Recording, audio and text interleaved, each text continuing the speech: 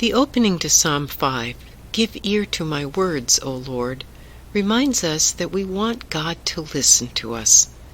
That seems like such an obvious statement. Of course God listens to us. That's why our worship services, and in many cases our personal or family devotional times, are filled with prayer. Perhaps this reminder will encourage us to think more about our conversations with God as both speaker and listener. We should be grateful that God is a good listener. How many times have you realized that you were talking on, and the person to whom you were talking wasn't paying any attention?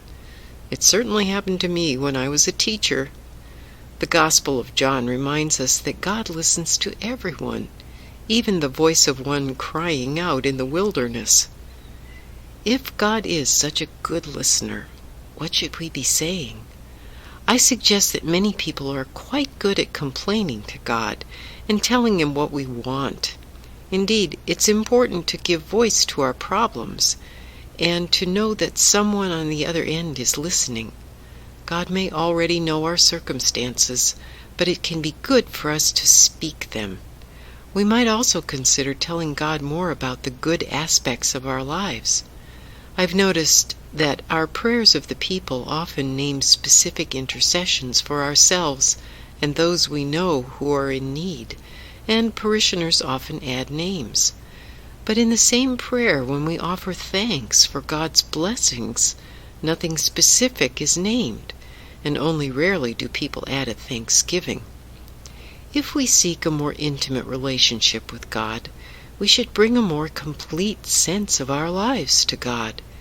We might also ask God more questions, especially ones that go beyond, "Why, God?" Then we should make sure we listen for God's response. Silence can be part of the conversation. Too often we put words in God's mouth. That is, we already know what we want God to say, so that's the reply we hear. Even worse, sometimes we hear the voice of God very clearly, but then ignore it. Our prayer is to discern how to have a more loving relationship with God through speaking and listening.